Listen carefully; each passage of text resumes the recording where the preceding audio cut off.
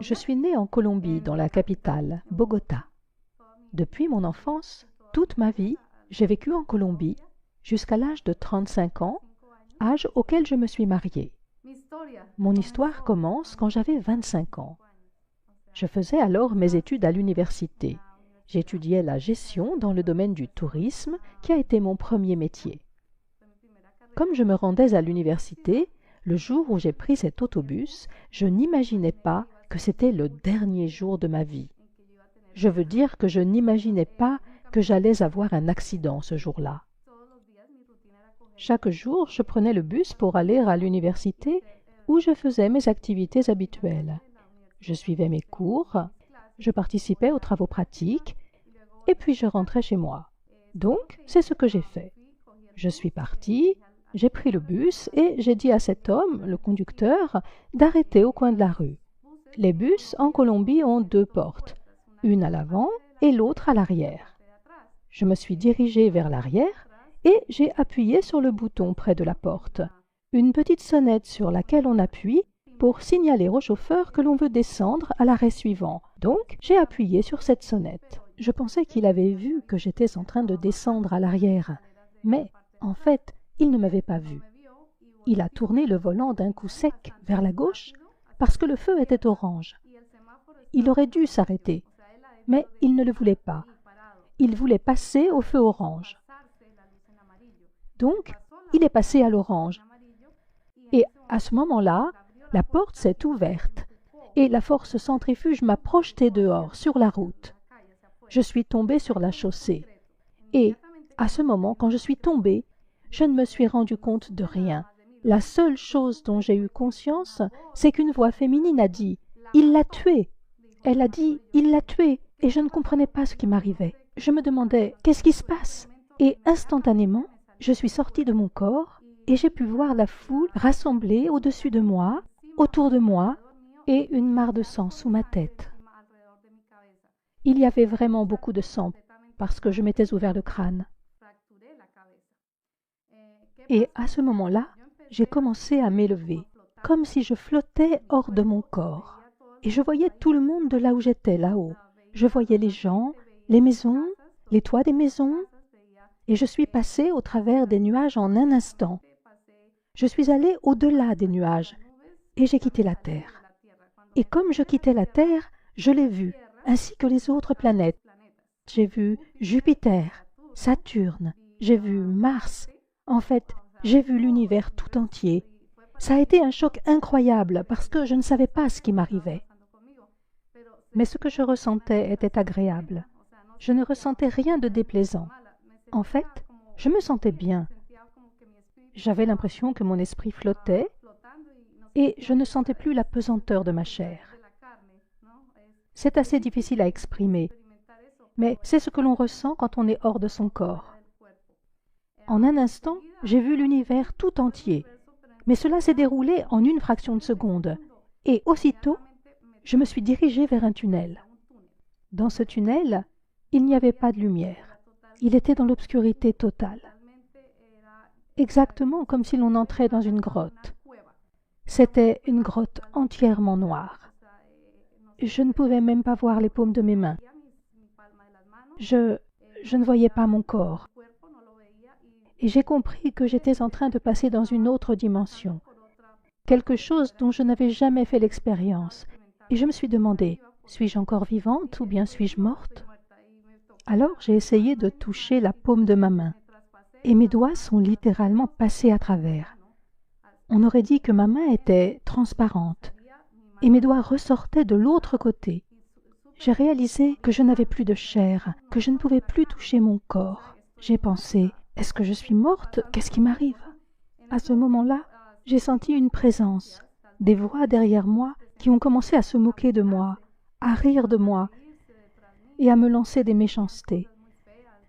Elles disaient « Tu es mauvaise, tu es une vraie peste et tu as mérité d'être ici. » Alors j'ai dit « Qui êtes-vous » Mais elles ne m'ont pas répondu. Elles se contentaient de rire « Ha, ha, ha » et elles continuaient à se moquer de moi encore et encore, tout en se rapprochant de plus en plus. J'essayais de m'éloigner de cette présence parce que j'avais vraiment peur. car c'était une présence et des voix qui faisaient penser à des monstres. Et le problème, c'est que tandis qu'ils tentaient de s'approcher davantage, j'ai essayé de les contourner par la droite et je me suis cogné contre un mur. Alors j'ai couru droit devant moi, puis vers la gauche, mais je me suis cogné contre un autre mur. C'est là que j'ai réalisé que je me trouvais dans un tunnel. Au fond du tunnel, derrière moi, j'ai vu un feu, ou plutôt, j'ai senti la chaleur d'un feu. J'ai senti la chaleur des flammes. Et j'ai entendu des cris comme si des gens étaient en train de se faire torturer.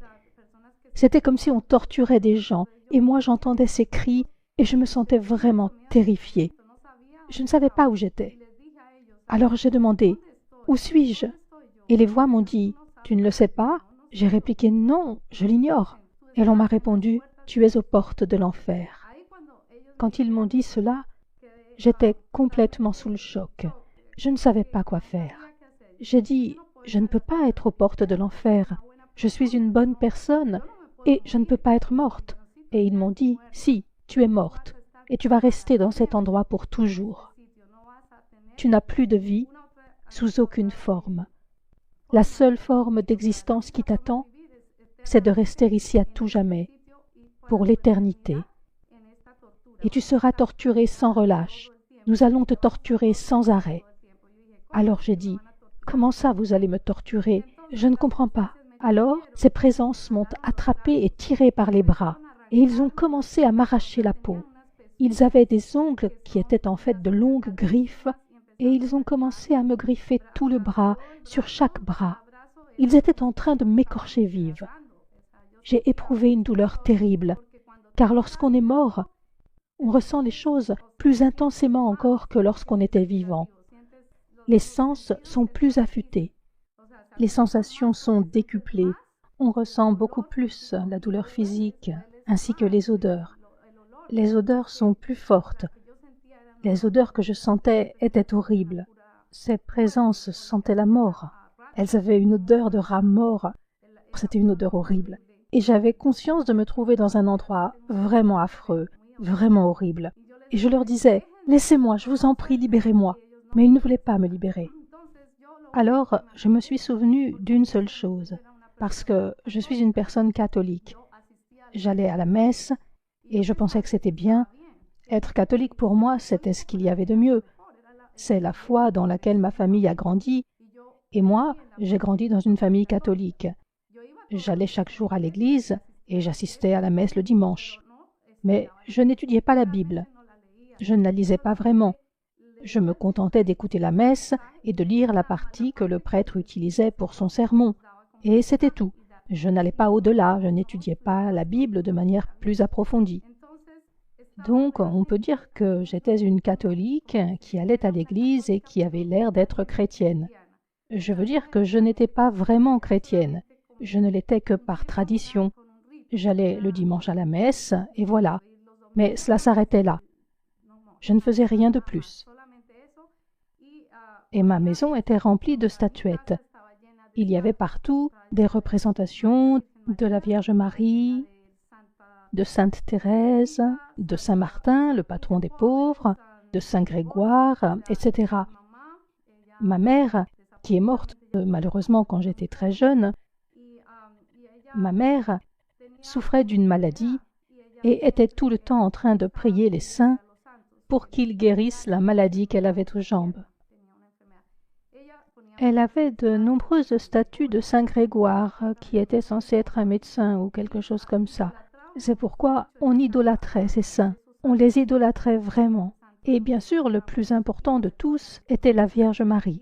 J'ai grandi dans l'adoration de la Vierge Marie. Je croyais que la Vierge Marie était vraiment spéciale. Et tandis que j'étais en enfer, que je me trouvais là-bas, dans le tunnel, ces présences maléfiques m'ont dit « Tu n'as pas respecté les commandements de ton Dieu.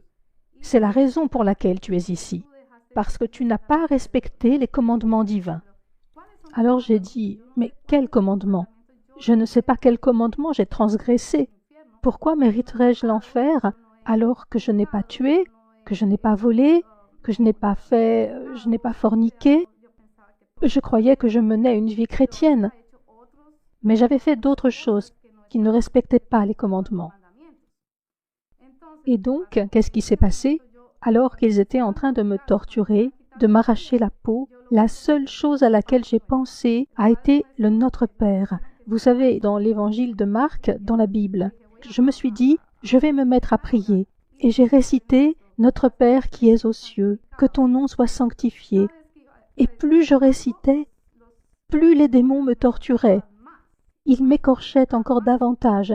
Et je criais, mais je continuais, j'insistais, je disais « Non, je ne resterai pas ici. Je sais qu'il y a un Dieu qui va me pardonner. Je sais qu'il y a un Dieu qui va faire preuve de miséricorde et me sortir de cet enfer.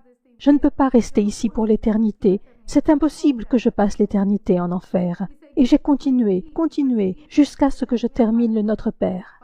Et lorsque j'ai eu fini le Notre Père, je me suis souvenu que le seul nom qui est au-dessus de la terre, au-dessus de tout l'univers, est le nom de Jésus. Alors je leur ai dit, je connais un nom qui est au-dessus de la terre et de l'univers et qui est plus puissant que vous. Et je vais prier en m'adressant à lui pour qu'il me fasse sortir d'ici, qu'il me libère de cet enfer. Et il me répondait, non, non, non, tu vas rester ici, abandonne tout espoir. Tu resteras ici pour toute l'éternité. Et moi je disais, non, je sais que si je me tourne vers lui, il m'entendra et me sauvera. Alors j'ai commencé, j'ai dit, Jésus, je t'en prie, sauve-moi. Et au début, il ne s'est rien passé. La première fois, il ne s'est rien passé. Je l'ai invoqué une seconde fois, et il continuait de me dire, non, tu ne sortiras pas d'ici, tu vas rester ici pour toute l'éternité. Et la seconde fois, j'ai dit, Jésus, s'il te plaît, aide-moi. Je t'implore de me pardonner mes péchés. Pour tout ce que j'ai fait de mal dans ma vie, pardonne-moi. Je me repens de mes mauvaises actions. Si je n'ai pas traité quelqu'un comme il faut, si j'ai négligé l'un de tes commandements, si j'ai transgressé un de tes commandements, je t'en demande pardon. Montre-moi le chemin que je dois suivre. Indique-moi le chemin qui me permettra de me purifier et d'être auprès de toi. Je ne veux pas rester ici. Et j'ai répété à nouveau, Jésus, je t'en prie, sauve-moi. Mais il ne s'est rien passé non plus. Et tout ce temps, je pleurais en réclamant la miséricorde divine. Et j'étais en train de me faire traîner vers l'arrière, au fond du tunnel. Il s'apprêtait à me jeter dans le feu, dans les flammes éternelles. Je sentais que j'étais sur le point de brûler. Les flammes étaient déjà presque sur mon corps. Et à ce moment-là, la seule chose que j'ai réussi à dire fut « Jésus, je promets de te suivre pour toute la vie. Toute ma vie, je ne suivrai plus que tes enseignements. Je suivrai ta parole. Je te promets que je te serai fidèle. Donne-moi seulement une opportunité, une seule chance de continuer à vivre pour pouvoir changer mon existence. Mais sauve-moi, fais-moi sortir d'ici. Libère-moi, s'il te plaît. » Et à ce moment-là, les démons ont disparu. Ils m'ont rendu ma liberté. Et j'ai pensé, waouh, qu'est-ce qui se passe? Quelque chose s'était produit et je n'étais plus dans le tunnel. Le tunnel s'était ouvert et à présent il y avait un chemin magnifique. J'avais l'impression de marcher au milieu d'un jardin rempli de fleurs, des fleurs divines, d'une beauté incroyable. De toute ma vie, je n'avais jamais vu de fleurs comme celle-ci. C'était comme si elles bougeaient, comme si elles étaient en train de danser et en même temps de chanter « Hosanna, Hosanna !» Du plus haut des cieux, béni soit le Seigneur, le roi des rois. Béni soit notre Seigneur Jésus-Christ. Que la gloire soit avec lui. Gloire à notre Seigneur Jésus-Christ. Et j'étais là, waouh! C'était simplement incroyable. Je sentais l'amour de Dieu pour les hommes, comme s'il était en train de me prendre dans ses bras et qu'il me disait « Je t'aime ». Je sentais sa présence si immense que j'ai eu comme un mouvement de recul. Et je me suis mise à pleurer, à pleurer, à pleurer. Je sentais que je ne méritais pas d'être là. J'avais l'impression que je méritais l'enfer. Pourquoi est-ce que je pensais cela? Parce que je n'étais pas pure. Mon cœur n'était pas assez pur, ni mes sentiments. J'avais fait beaucoup de choses sur terre, et Dieu m'a révélé que, parmi elles, j'avais commis de nombreuses mauvaises actions. Mais à ce moment-là, j'ai continué à marcher sur ce chemin tellement magnifique. Il débouchait sur une sorte de cascade. Et au bout du chemin, je voyais cette cascade. Une cascade d'eau pure, cristalline, qui coulait, et je ressentais que cette eau était en train de me laver, comme si elle était en train de faire sortir tout ce qu'il y avait d'impur de ma vie antérieure, de ma vie passée. Je sentais toute cette eau me laver, me purifier, dans mon cœur, mon âme, et alors j'ai été envahie d'une sensation de paix, une paix telle que je n'en avais jamais éprouvée jusque-là dans ma vie, jamais. Et jamais plus je ne ressentirai une paix telle que celle que j'ai ressentie tandis que j'étais en présence de Dieu. Et je sentais l'amour de Dieu envers moi. Et il m'a dit, « Ma fille, vous savez, à ce moment-là, Jésus est apparu devant moi. Et il m'a dit, « Arrête-toi un instant, attends. » Alors je me suis arrêtée et il m'a demandé, « Sais-tu où tu allais ?» Et j'ai répondu, « Oui, j'allais en enfer. » « Oui, tu allais être condamné à l'enfer. » Alors je lui ai demandé, « Mais pourquoi ?» Je pensais être une bonne personne, je veux dire, j'allais à l'église, je communiais, je me confessais, etc.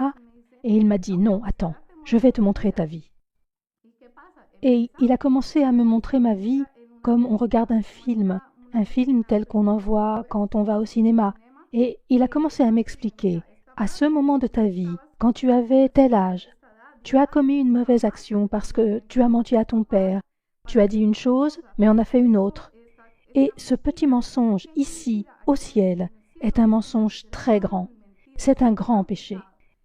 Je n'avais jamais imaginé qu'en disant des mensonges ou en pensant du mal de quelqu'un, d'un ami ou d'une autre personne, cela serait considéré comme un péché une fois au ciel. Or, au ciel, c'est un grand péché. Et le pire, a-t-il ajouté, est que tu as idolâtré ma mère, la Vierge Marie. Alors j'ai répondu, « Oui, mais est-ce que c'est mal ?» Et il a répondu, « Oui, c'est très mal, car il ne faut idolâtrer personne, ni les saints, ni même ma mère. Car le seul que tu dois honorer et idolâtrer, c'est moi.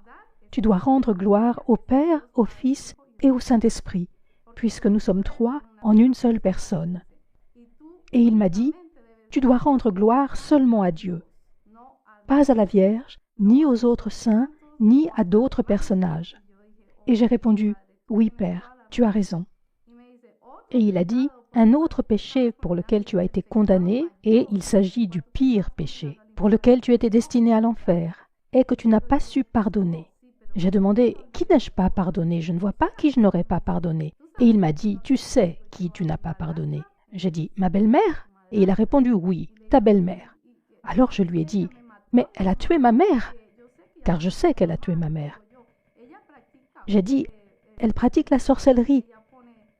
Elle pique des aiguilles dans des poupées. Elle pratique le vaudou. » Et il m'a répondu, « Oui, c'est une sorcière. C'est une sorcière. » J'ai ajouté, « Elle a tué ma mère. J'ai trouvé une poupée avec une aiguille plantée dedans quand ma mère est morte. Et après, mon père l'a épousée. » Je savais que ma belle-mère avait échafaudé ce plan pour s'accaparer mon père. Alors j'éprouvais du ressentiment à son égard dans mon âme. J'éprouvais du ressentiment envers ma belle-mère. Et je sentais que... pardon. Que c'était de ce ressentiment dont il s'agissait. Et je ne pouvais pas oublier cela quand je pensais à elle, parce qu'elle avait tué ma mère. Et pour moi, il n'existait rien de pire. Je veux dire, cette femme avait tué ma mère pour pouvoir être avec mon père. C'était injuste. Et j'étais enfant unique à cette époque. Je n'avais ni frère ni sœur. La seule personne à laquelle je pouvais me confier, c'était ma mère. Elle était à la fois mon amie et ma mère. Et elle m'a pris ma mère. Je me suis retrouvée sans mère, je n'avais plus que mon père. Comme je n'avais ni frère ni sœur, je me sentais très seule. Durant toute mon adolescence, ça a été une période vraiment triste parce qu'il n'y avait personne à qui je puisse confier mes secrets, personne avec qui partager les choses importantes. Ma mère n'était plus là. Elle est morte quand j'avais 15 ans. Donc, peu après que j'ai passé mon baccalauréat, ma mère est morte malheureusement. Et c'est arrivé à cause de la sorcellerie, à cause du mauvais sort que ma belle-mère lui avait jeté. Ce qui s'est passé, c'est que, quand je suis morte, ce ressentiment me dévorait l'âme. C'était quelque chose dont je ne pouvais débarrasser mon cœur rempli d'amertume.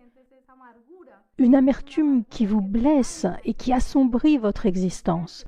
Et il m'a dit, voilà quel était le péché le plus important que tu portais en toi, le péché qui te condamnait à l'enfer. Et j'ai fait, oh, wow, tu as entièrement raison, Seigneur. Je méritais l'enfer. Malheureusement, nous croyons que le fait de ne pas pardonner est une broutille, alors qu'en réalité, ne pas pardonner est un immense péché. Et c'est écrit dans la Bible, frères et sœurs. Si vous ne pardonnez pas, vous ne serez pas pardonnés. Dieu te pardonnera si tu pardonnes tes frères. Peu importe qu'ils aient tué ta mère ou qu'ils t'aient fait du mal, à toi ou à ta famille, cela ne change rien. Tu dois les aimer. Il est écrit que tu dois aimer ton pire ennemi. C'est écrit. Et c'est ce que Dieu m'a dit. Il faut que tu aimes cette femme, il faut que tu l'aimes et que tu la pardonnes. Si tu ne la pardonnes pas immédiatement, je te renvoie en enfer. Alors j'ai dit, non, non, non, Seigneur, je te promets que je la pardonne. Je ne veux pas retourner en enfer. Alors il m'a répondu, d'accord, mais il faut vraiment que tu la pardonnes du fond du cœur. Ce n'est qu'ainsi que tu pourras rester ici ou bien retourner sur terre, car je vais te laisser le choix.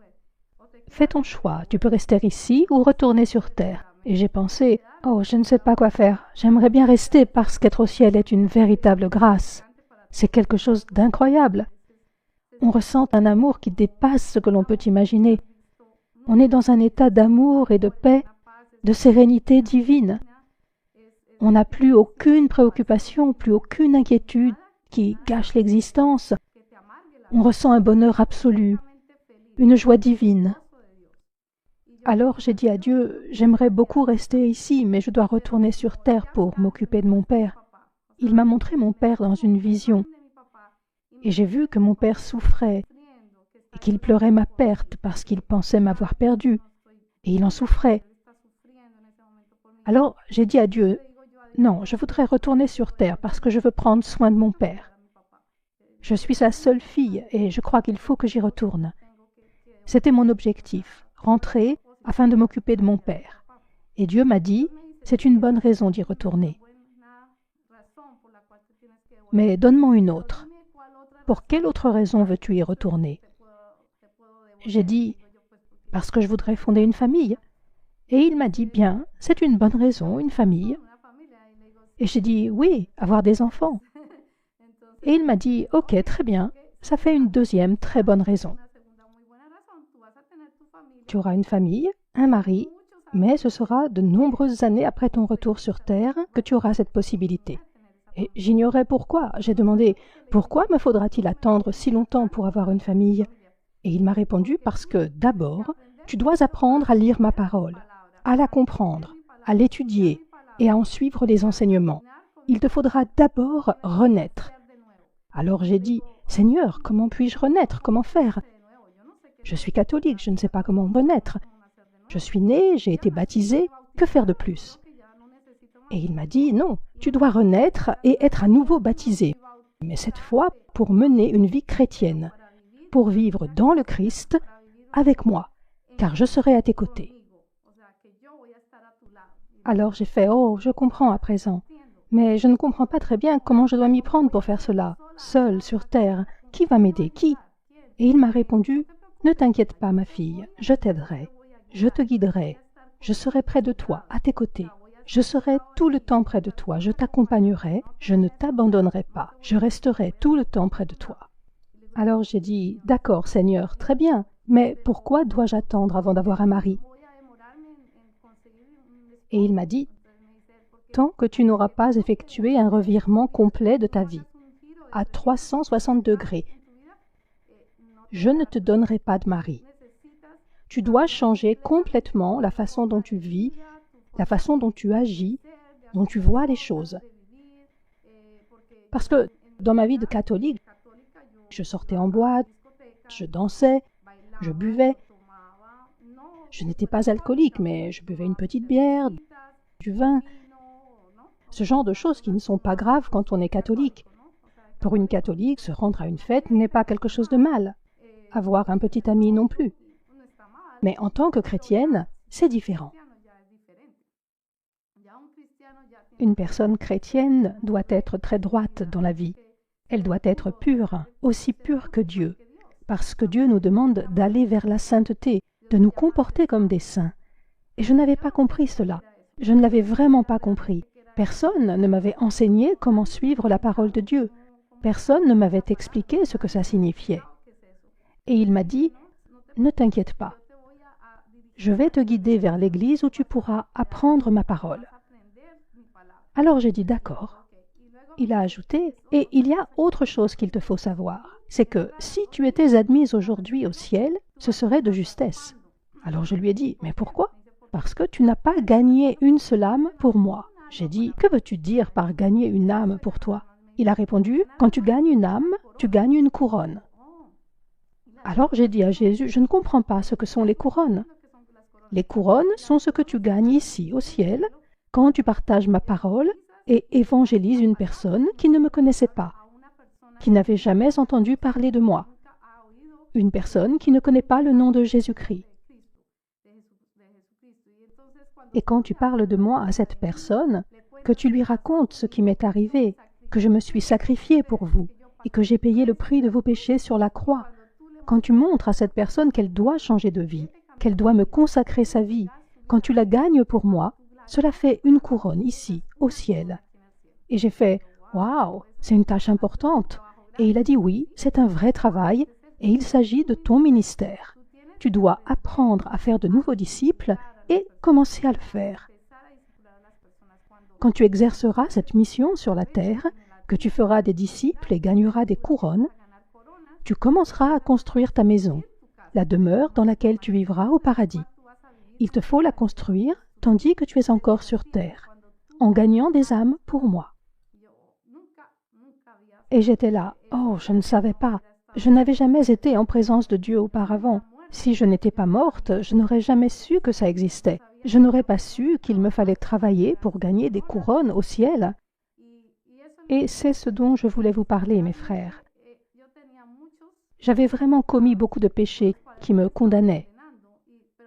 Mais les plus grands péchés qui me condamnaient étaient l'idolâtrie et la rancune. La rancune est le plus grand péché qu'il m'a montré. Mais venait encore s'y ajouter le péché de ne pas servir.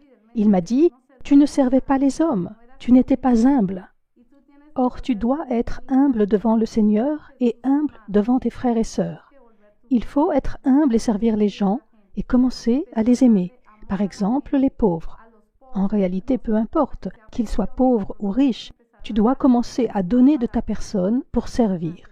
Tu dois donner de toi pour les servir, que ce soit un orphelin ou une orpheline, une veuve ou un veuf.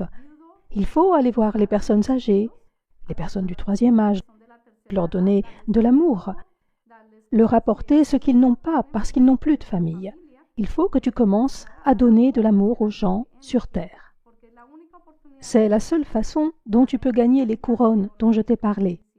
Voilà ce que je veux que tu fasses, que tu commences à donner de l'amour aux gens, chose que tu n'avais jamais faite en tant que catholique. Et j'ai répondu, « Oui, c'est vrai, je n'ai jamais fait cela en tant que catholique. Je n'avais pas l'idée de servir les hommes comme on le fait dans l'Église chrétienne. En tant que catholique, je ne me sentais pas particulièrement concernée par tout ça. Je me sentais davantage concernée par le fait de bien m'habiller, d'aller dans le meilleur lycée ou la meilleure fac, de m'habiller à la mode, de voir les films à la page. Et je croyais que c'était bien comme ça.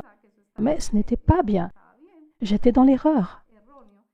Ce que je vivais était un péché, car je menais une vie mondaine, et c'est un grand péché. Ensuite, il m'a dit, « Je vais te renvoyer sur terre. Mais avant que je te renvoie, tu dois savoir que tu auras un but. Et ce but est ce que je vais t'expliquer maintenant.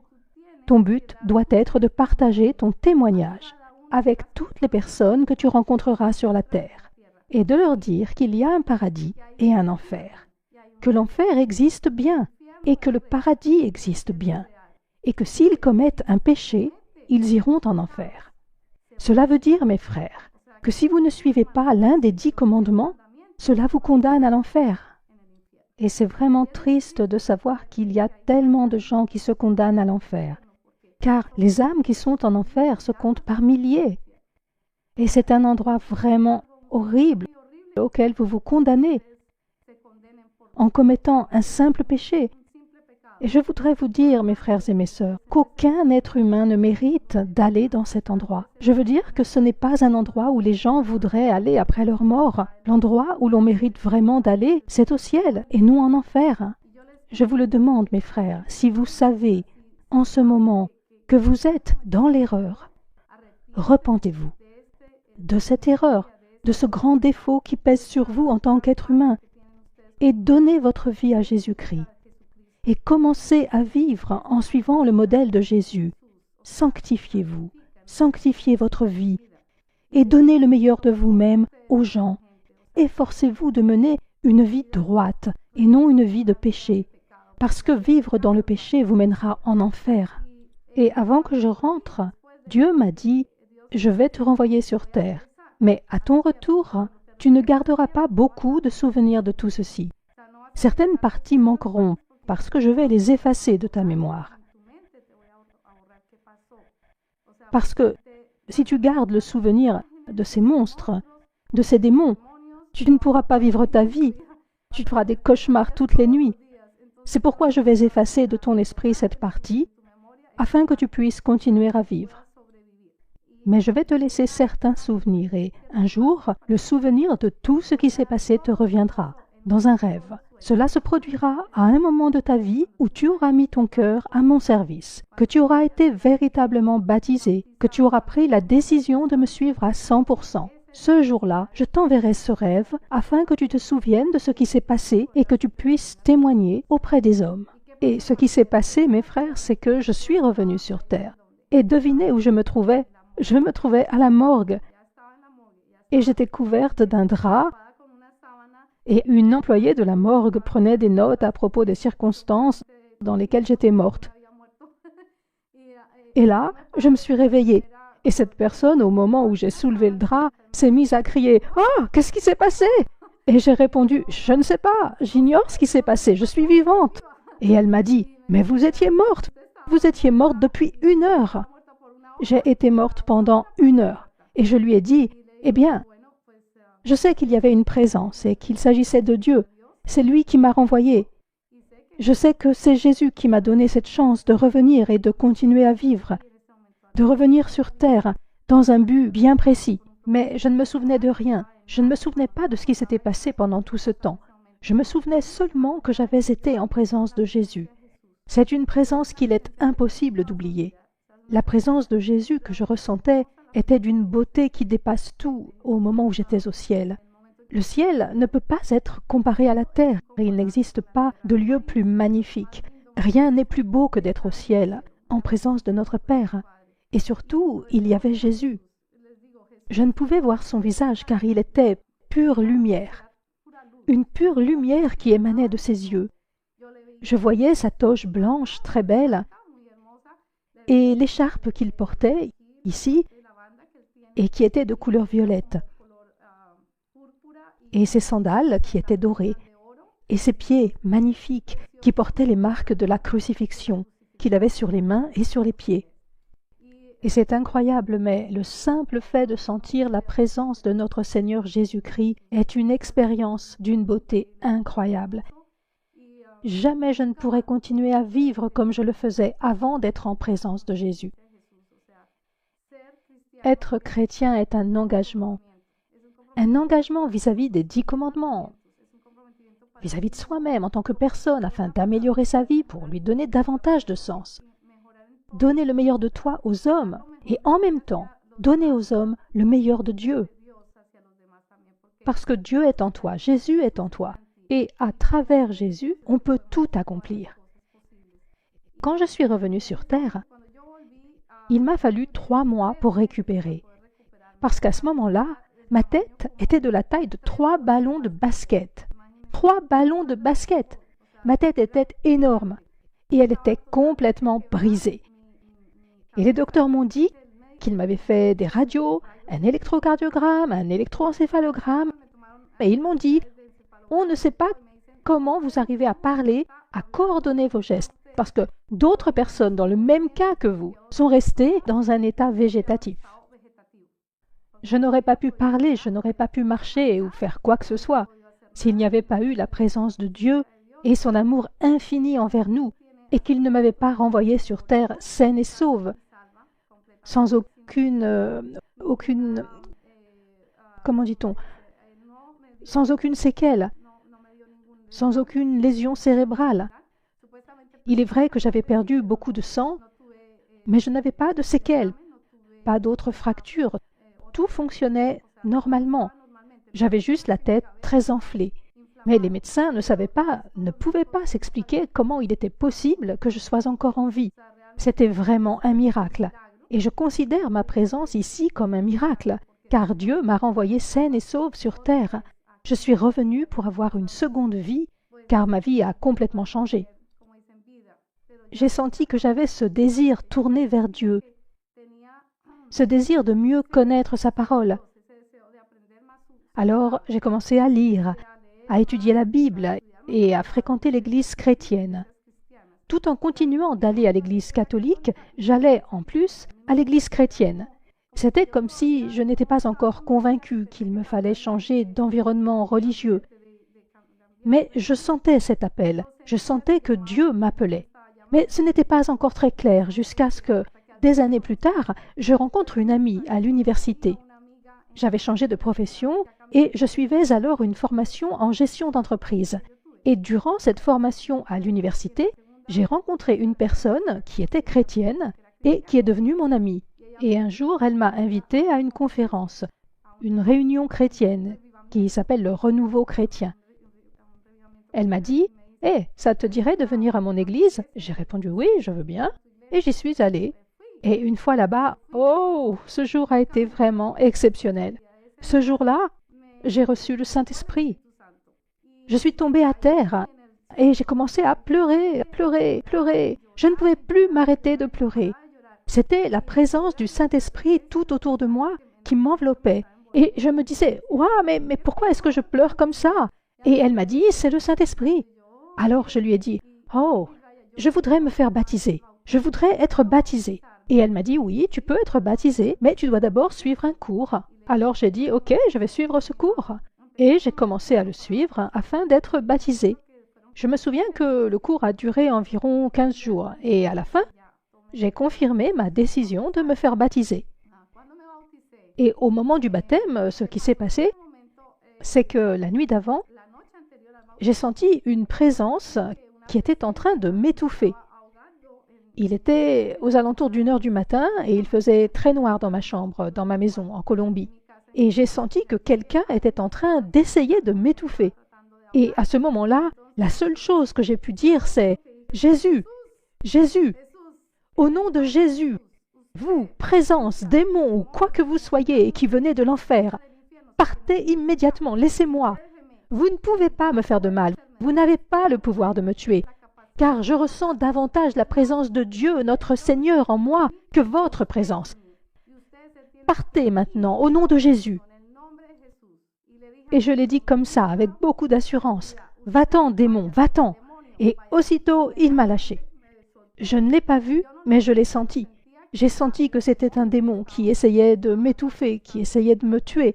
Durant tout ce temps, ma chambre était dans le noir complet, parce qu'il faisait nuit. Il était 1 h du matin.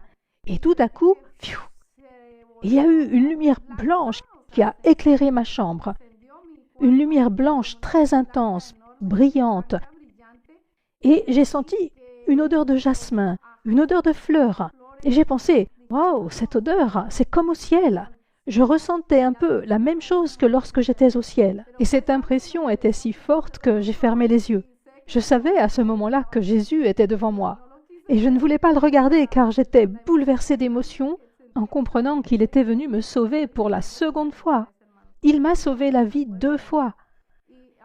Et quand j'ai rouvert les yeux, il était parti. Mais je savais qu'un instant plus tôt, Jésus était devant moi et qu'il m'avait sauvé pour la seconde fois du démon qui voulait me tuer. Mes frères et mes sœurs, il y a eu plusieurs occasions dans ma vie où le démon a voulu s'en prendre à moi pour m'empêcher de vous livrer ce témoignage. Aujourd'hui est un jour très important pour moi, car j'apporte mon témoignage devant les communautés latino, anglaises et européennes. Et je veux partager ce témoignage avec vous et que vous sachiez que Dieu est vivant, que Dieu est le Dieu d'hier, d'aujourd'hui et pour l'éternité. Et que si vous acceptez Jésus, vous accéderez à la paix. Vous vivrez dans la paix. Vous mènerez une existence qui est droite. Mais si vous ne prenez pas la résolution d'accepter Jésus dans votre vie, vous ne connaîtrez pas la paix. Vous n'aurez pas la chance d'aller au ciel. Vous irez en enfer. Une chance unique vous est offerte. Et je vous demande de croire que ce qui m'est arrivé est une certitude, que c'est réel. Toute personne qui est passée par là où je suis passé peut vivre la même expérience. Mais si vous vous repentez maintenant, mes frères et mes sœurs, vous pouvez éviter d'aller en enfer. Et je vous en conjure, au moment où je vous parle, une chance vous est offerte de remettre votre vie entre les mains de Dieu. Adressez-lui une simple prière en disant « Seigneur Jésus, pardonne-moi pour tous mes péchés, pour toutes les injustices et mauvaises actions que j'ai commises, pour toutes les mauvaises pensées que j'ai eues dans ma vie, pour les fautes que j'ai commises envers mes frères et mes sœurs et envers moi-même. Je te supplie, Dieu Tout-Puissant, de me pardonner tout cela du fond du cœur et que tu me donnes la chance d'entrer et de vivre dans ta gloire, afin de vivre avec toi, Seigneur. Et je t'ouvre les portes de mon cœur. Entre en moi pour vivre en moi et réside en moi. Je t'accepte et je te promets de te suivre pour le restant de mes jours. Au nom de Jésus-Christ, Amen.